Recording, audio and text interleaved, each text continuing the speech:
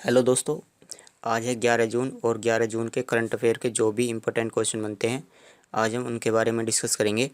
इसकी पीडीएफ आपको Telegram channel सीटी करंट अफेयर्स पर मिल जाएगी। तो चलिए पहला क्वेश्चन देखते हैं। देखिए, क्यूएस वर्ल्ड यूनिवर्सिटी रैंकिंग 2022 में शीर्ष स्थान पर कौन है? तो इस रैंकिंग में शीर्ष स्थान पर है मैसाचुसेट्स इंस्टीट्यूट ऑफ टेक्नोलॉजी यानी MIT। ये जो यूनिवर्सिटी है यह पहले स्थान पर है विश्व में। और ये जो यूनिवर्सिटी है किस देश में स्थित है? यह अमेरिका में स्थित है। चलिए अन्य विश्वविद्यालय भी जान लेते हैं जो इस रैंकिंग में शामिल किए गए हैं। तो इसमें जो पहले स्थान पर है वो कौन है? Massachusetts institute of technology. और इसमें दूसरे स्थान पर है ऑक्सफोर्ड यूनिवर्सिटी जो इंग्लैंड की यूनिवर्सिटी है। और तीसरे स्थान पर इसमें दो यूनिवर्सिटी हैं, स्टैनफोर्ड यूनिवर्सिटी और कैम्ब्रिज यूनिवर्सिटी। तो तीसरे स्थान पर इसमें दो हैं। अगर हम भारत की बात करें तो भारत की केवल 3 यूनिवर्सिटी को शामिल किया गया है।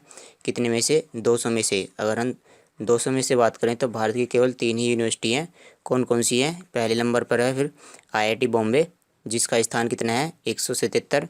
और दूसरे नंबर पर है IIT दिल्ली। और तीसरे नंबर पर है IISc बेंगलुरु, IISc यानी इंडियन इंस्टीट्यूट ऑफ साइंस, ये इंडियन इंस्टीट्यूट ऑफ टेक्नोलॉजी।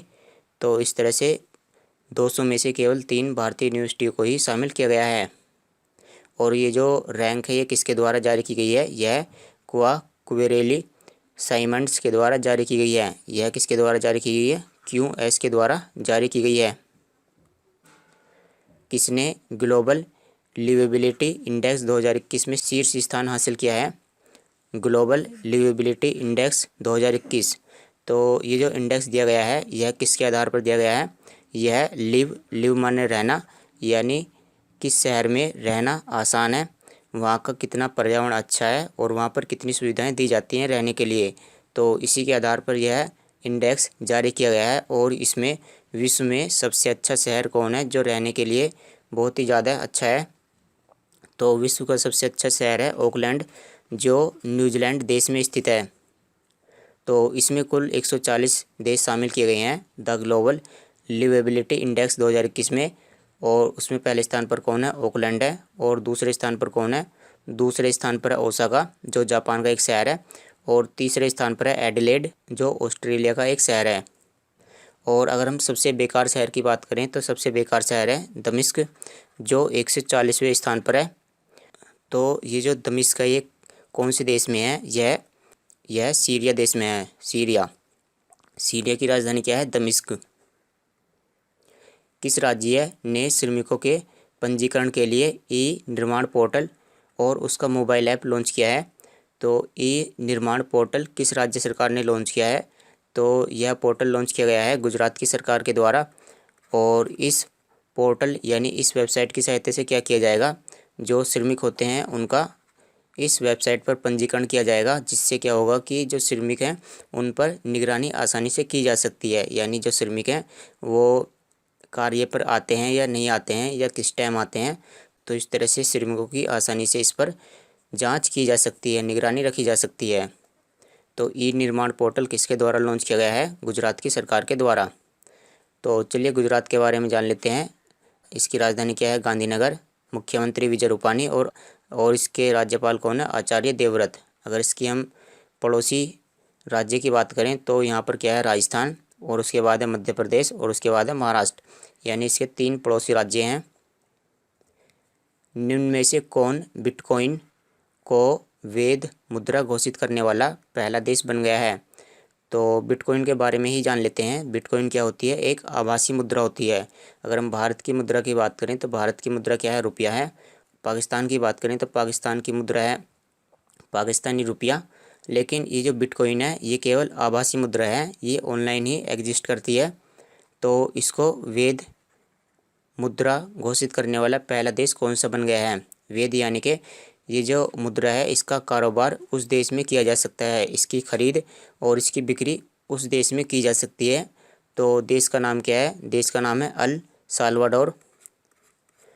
तो इसके बारे में हमने जान लिया है। ये क्या है? ये एक आभासी मुद्रा है। और देश कौन सा है? El Salvador. तो चलिए अल सल्वाडोर के बारे में जान लेते हैं।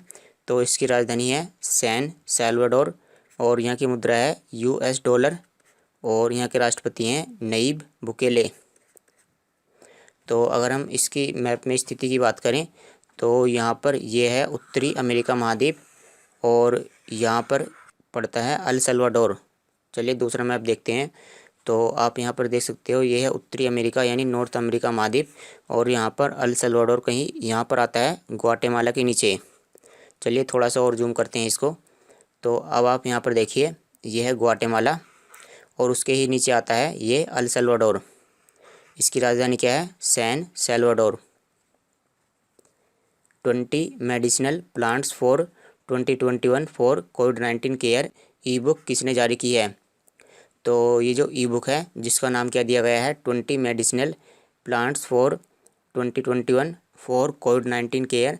तो ये जो ई बुक है यह है आयुष मंत्री किरण रिजिजू के द्वारा जारी की गई है।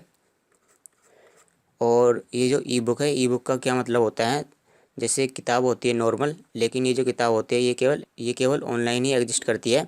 इसे केवल हम मोबाइल में ही पढ़ सकते हैं, ये ऑफलाइन यानी कागज़ों पर नहीं होती है।